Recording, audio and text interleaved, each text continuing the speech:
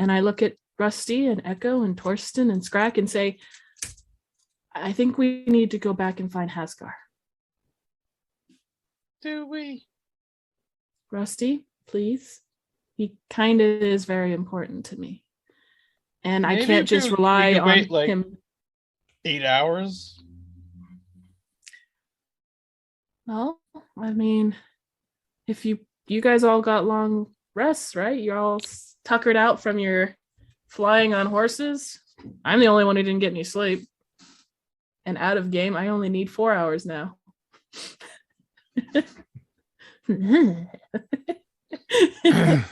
Torsten's still sitting in front of you. And the moment you turn back human, you saw his scars reemerge. Just like wiping my hands off after touching him. He's like, yeah, I've been meaning to get rid of those at some point. One day. I hope. So do we go after Haskar or do we go after your father?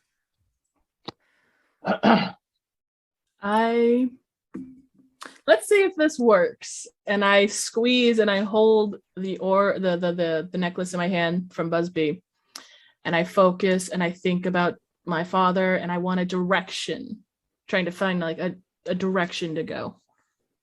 Hopefully it's back towards where Haskar was. But it won't be. Well, unfortunately, you don't know which direction back where you came from. True. But it does settle in more of a northeasterly fashion. Let's set up and just sit here for a bit. Rusty, just don't run off with the orb as I reach in and I pull out the now cracked orb. Well, I break the vines off and all this other fun stuff, digging it out and handing you Snowball. Yeah, he's huge. Rusty, I need an immediate. Did you say a strength check? I need an immediate wisdom save. Wisdom save, like, DC 17. I can do it's this in my hand, Rusty. Yours is like 15.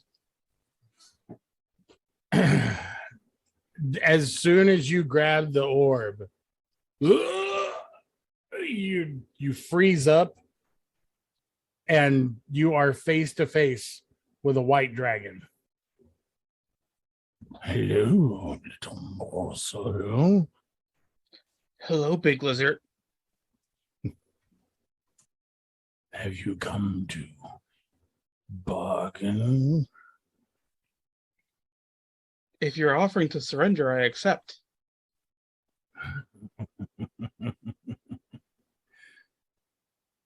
No, I'm not here to bargain. Haskar, where is he? Haskar. Yeah. Do you know who I represent? Yes, I do. Then you will answer. How about I play your game and I just won't lie? Back in the bag you go. I don't think you seem to understand the predicament you're in. I don't think you understand. Or, and you see him fly in the nothingness that surrounds you. See him fly around a floating Haskar. He's like, what the hell is going on here? And also a floating Hulk that looks just as confused. Smash! You haven't killed him. Interesting. I don't kill my friends. Or you lack the means. Have you? Gonna need you to make another wisdom saving throw.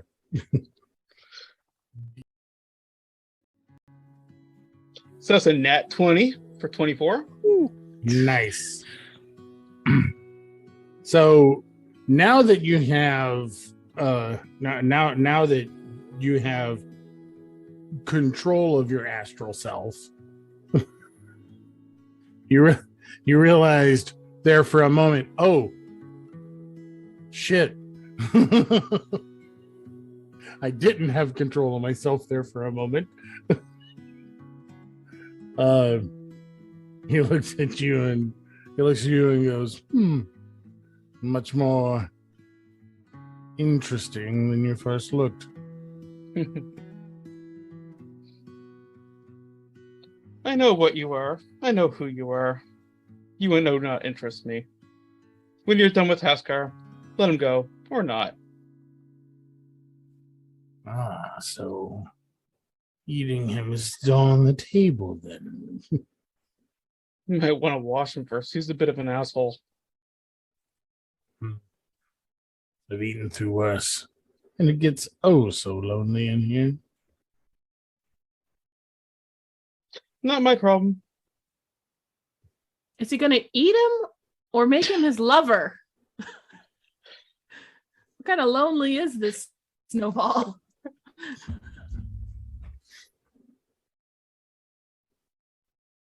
Is that all you wish to know? Where's the dwarf? He poofed out of existence. Now that I know where he is, I am less worried. Something tells me you weren't worried in the first place. Now we get each other. Yes. Would you mind handing me back to that delicious little redhead? Certainly. Set me free and I will go. I'm poking the unconscious Rusty body like, when do I take the orb, guys? He bows his head and you back into your own brain. Riona, never touch this. Not even a little bit. Okay, you want to put it in the pouch again? I got the little. Okay, oh, I open the pouch. Touch this. Not even a little bit. Okay, you want to put it in the pouch again? I got the little. Okay, oh, I open the pouch. I cinch it closed. Haskar's in there with the dragon. Everything seems fine. Torsten, and I can't touch it. How do I get him out? I think the dragon's going to grow tired of him soon and kick him out. Then wouldn't that kick him out in my bag? I don't know how these things work. Just check every once in a while for a dwarf. Which pouch do you have him in? The outside, not the main one. He's on the outside. He has his own little pocket. Remember, that's the Snowball pocket. Out of curiosity, how much does that pocket hold? 20 pounds, so it would rip open if he appeared in it. Worst case That's scenario. Riona doesn't know that. Me, he'll just rip my bag and I'll be really pissed off. At least it's just the pocket. I didn't put him in the main pocket. He's on the outside. Snowball seems nice enough. I'm sure Haskar's going to be okay. At least one of them is nice. Look, northeast is where we think we should go if we have Hasgar. I do kind of need to take a nap, if that's possible. If you guys want to set up for the day, night, whatever you want to call it. I don't think time works that way here. But if you need to rest, by all means,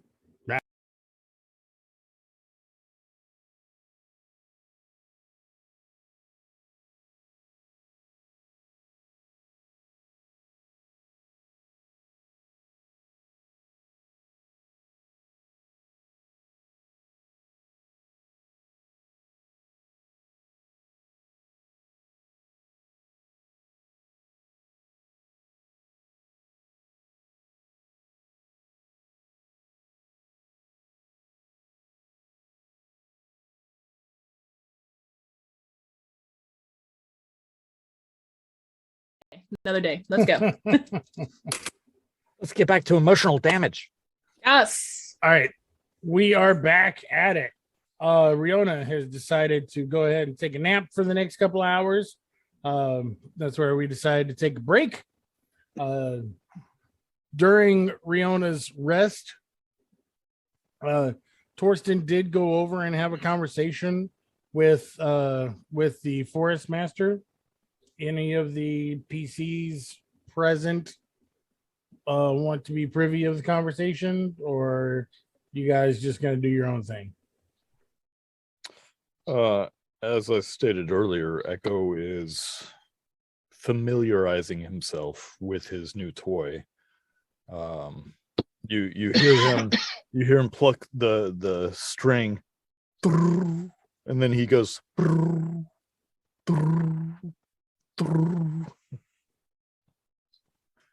All right. Rusty's just reading from his big blue book. After a short conversation with the forest master, Torsten does go into his giant book, and you see him less reading, more what looks like supplication, heavy thoughts and prayers, as it were. A great he's obviously very upset, and is trying to figure things out. So, but with that said, the next 4 hours go by. Scrack is just loving every moment of being in these forests. Yeah. He's rushing through the trees and stuff, and even causes the forest master to break a bit of a smile. The stoic face breaks a little bit of a smile. Just the pure wanton love of being somewhere where he very much feels at home. When Riona wakes up after 4 hours, recovering all your jazz, new personage abilities.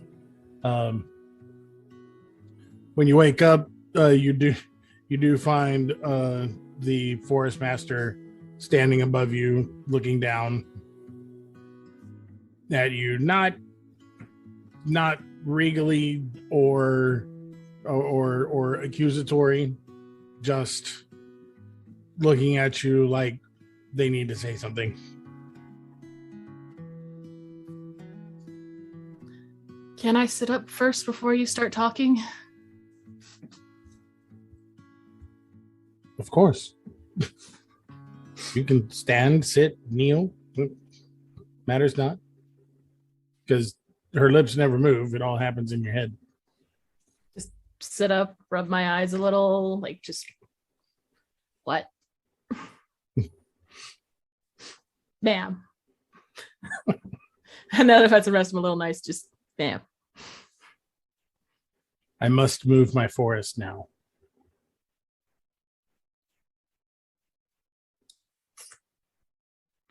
Will I be able to find it again if I need to find my mom? You will see your mother again. Why does no one ever give me a yes or a no anymore? I swear it's a, all I ask is, will I be able to find you? Yes or no? You will not be able to find my forest, but I and my forest will be able to find you. Okay. Stay open. Do not close yourself off to the magics that still exist. I will keep using my staff, which supposedly has Snowball's power in it, and I'm using that to focus my magic. So I'm okay. She scoffs when you say Snowball's magic, but oh, you don't know Snowball. Snowball is this white dragon that's inside my bag that I'm not allowed to touch, and he has Hasgar now, which I'm really upset about. The forest master turns. I'm aware, and turns and do you have a direction? Northeast. My Pegasus can bring you there. The edge of the forest is quite a bit away. I mean, if they can go a little slower, because the vomit-inducing speed was not fun. If you allow the rest to overtake you, you'll merely fall asleep and wake right back up. And you understand why I wouldn't trust that?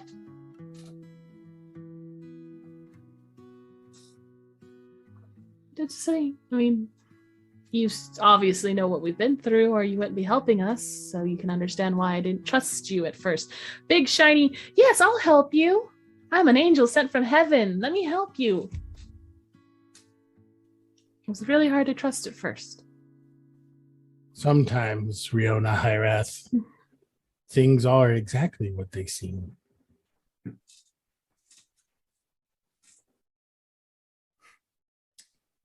Not always. But not always. And so the forest master, the echo. I look at Rusty. Do you want to ride with me? Have for the last month or so. Why not? Upsies! I pick up Rusty and stick him in my corset. You notice it's a lot less barky this way. You're my emotional support gnome. Cinch. Just don't give me splinters this time. I was excited. You jumped ahead of it. No, I'm not going to do it. Echo sees the Upsies for the first time, really, and his eyes flash for a second, and he goes from being kind of his timid-looking self to being much more relaxed, almost striking a feminine pose. And he goes, "Well, as Mama said, never be within milking distance," and hops back up onto a Pegasus himself. Eyes flash, and you see him shake his head. Interesting words of wisdom. I was gonna offer for you to ride behind me now, but no, you stay on your Pegasus, Echo. You're good. I'm concerned about Echo. I just pat little Rusty on the head. We'll talk about it later. He's a good guy. It's all good. I trust him. The Pegasus launch off into the air. Anyone who wants to fight to stay awake? Riona, you have the choice. Still winter. Perfectly fine, resistant to cold, walking out into the snow with Rusty in my corset. You're not getting out yet. How tall is Echo? Echo's probably about 3.5 feet. Okay, he's pretty short. Yeah, he's on the smaller side of medium. I'm 5'5". Rusty's like 2 feet. I'm 3'6". Yes. So Rusty and I see eye to eye. Mm-hmm. Could I 6 according Rusty to my has some pretty identification. controversial views. I was gonna say, could I fit Echo in my corset? That will be for another day.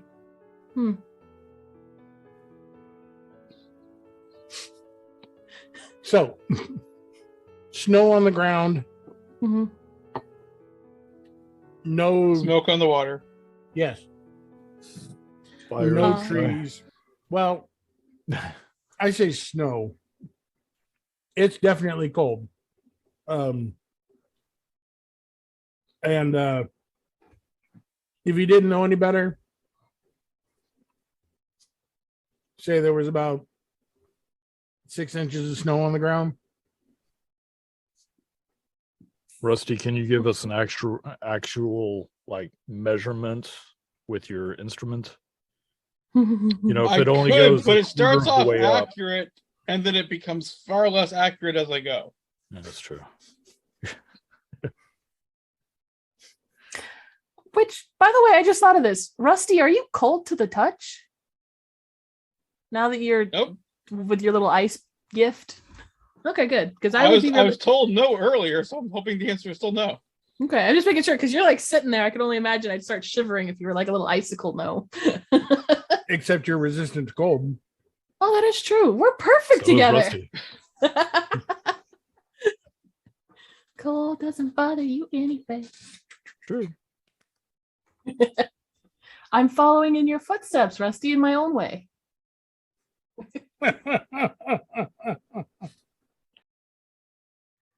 Echo walks up to Riona and Torsten and Rusty, kind of looks at you, and you hear his stomach. Pirates are usually overrated and undercooked. Rusty, Rusty, do you have anything to feed our Echo? I kind of Certainly. not Torsten. hungry.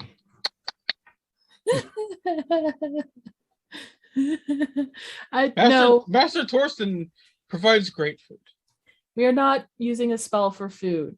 No, here, just I start digging through my pockets. I have, let's see, I think I have one ration left. Yeah, I got one ration left and a bag of grubs.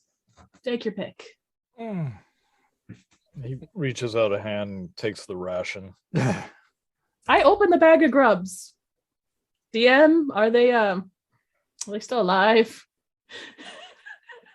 Not even a little bit. Echo, his eyes flash, and he gets the feminine stance again and goes, Given enough lubrication, anything should fit. Let's do this.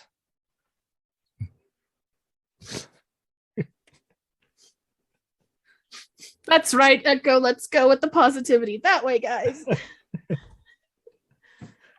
Rusty, what is lubrication? Is it what I think it is?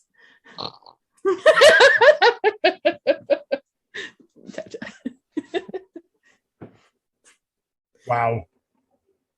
I told you, Echo's seen some stuff.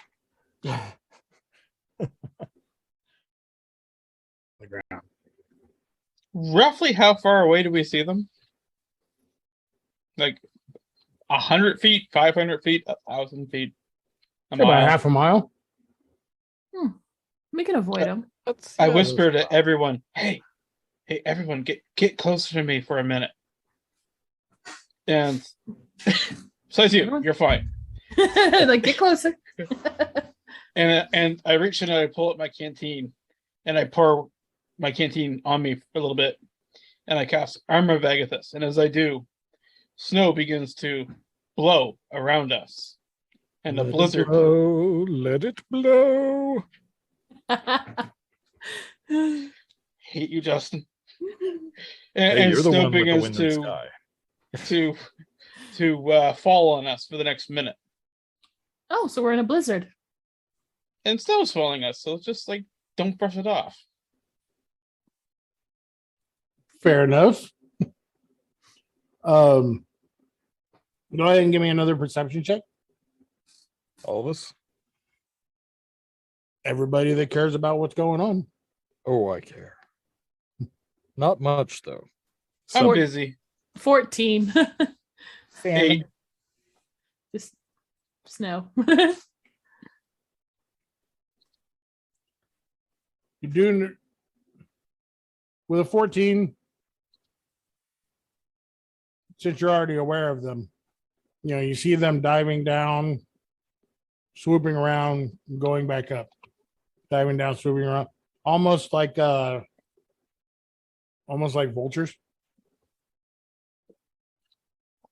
But they seem to be getting closer, and they seem to be doing it in a pattern.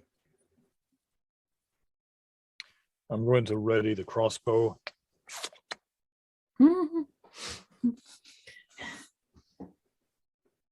So we're being buried alive in snow in a blizzard. Small blizzard. Yeah, Small you're blizzard. Okay. you're still able to walk. It's a gentle suffocation. So The way I see it, Rusty's used to that. it's kind of like a vortex of snow that, even though you're being stealthy, Mhm. also kind of blurs your visage from a One distance. could say we are lightly obscured. Because Okay. that's literally what it says in the. That's fine. I just wanted to make sure. So we'll just keep walking, and we got Pass Without Trace and Blizzard, and just we'll stick How long does close. Pass Without a Trace last? An hour. Okay, cool. We might be having some company. Downsies. There's ground troops too. Echo, still kind of in his feminine stance, stops, raises the crossbow up, aims down the sights. The royal penis is clean, Your Highness. As he takes aim. As my favorite enemies are these fiends and devils, and I can feel and sense them. You are getting a big feeling from the ground. Like one big feeling or like multiple big feelings. If I can push into that. You are feeling one very big feeling that is a lot closer than you are comfortable with. Downsies. Downsies. I'd literally just rip open the corset to let you get down. Just uncinched. Just I'd eat that for a copper. later, Echo, you can eat it later. We gotta be quiet now. It's a good offer.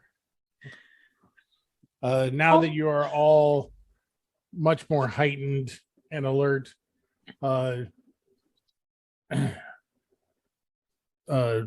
scrap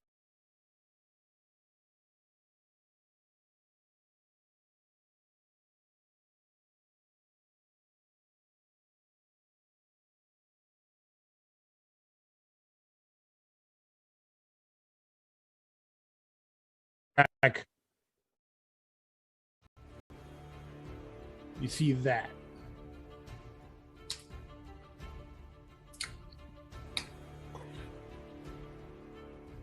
Lumbering around the nose down here, sniffing the air like a elephant trunk almost, and just dull roars and chitters and everything coming from here. around this Sandy area. Peterson, if you're watching this, seek help. I thought the mouth on the crotch was bad, but intestine nose guy is kind of Oh, those aren't intestines. I don't want to know what they are. I'm gonna call them intestines. They're very much intestines. Uh-huh. They are intestines that make up a head.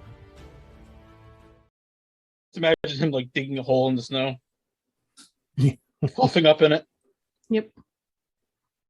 As you guys are preparing, in Genevieve's voice, Should that be sticking out that far? just looking at the intestines coming out. Believe it or not, Echo, I don't have an answer for you because I've never seen that before. But sure as heck, we're gonna try to kill it or get around it. Scrack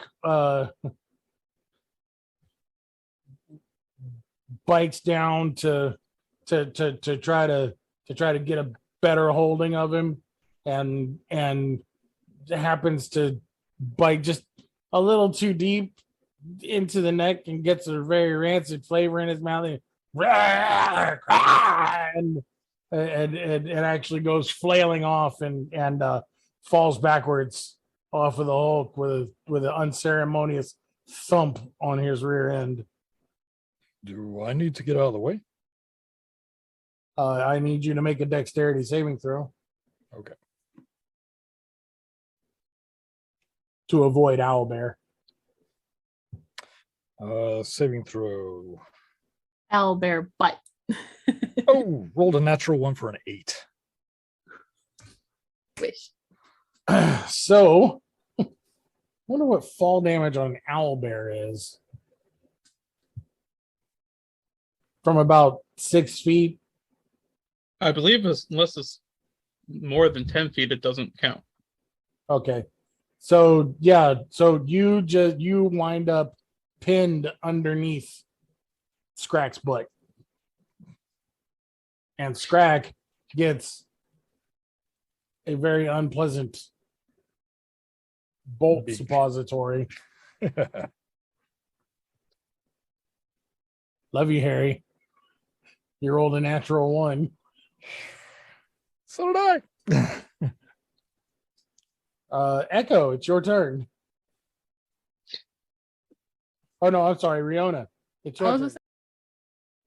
Scrack wants to kill.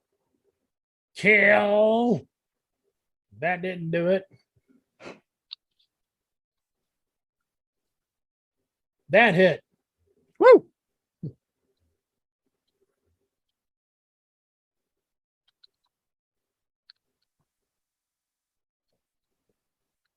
All right.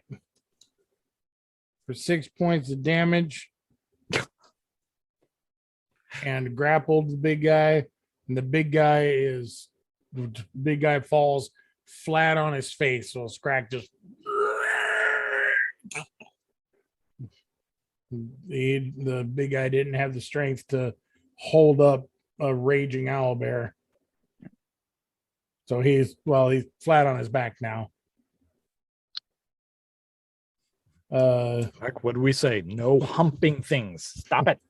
Riona, Yep. your turn. Okay, so he's on the ground. Yes.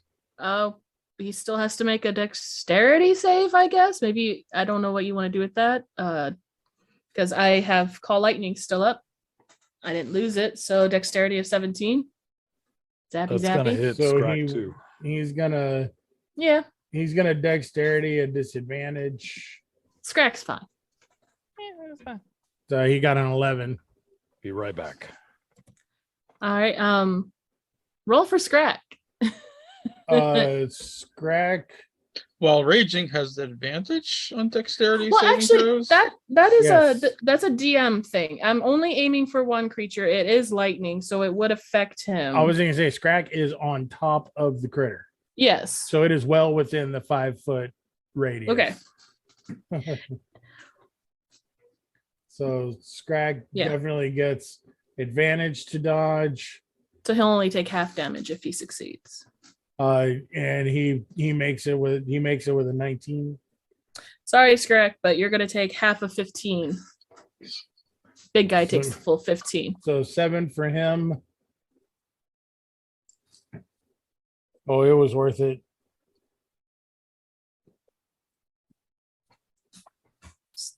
Calling down the lightning onto this fucker, like, die, please. Where'd Justin go? Potty. I guess. Just kill it. Just kill it while he's gone. Well, I was fixing to say, in the immortal words of a DM who's not me, Mm-hmm. how do you want it to happen?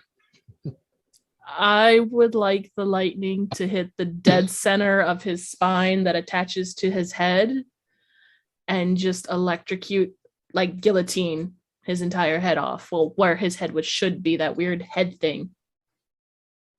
Okay. So Scrag knocks it down.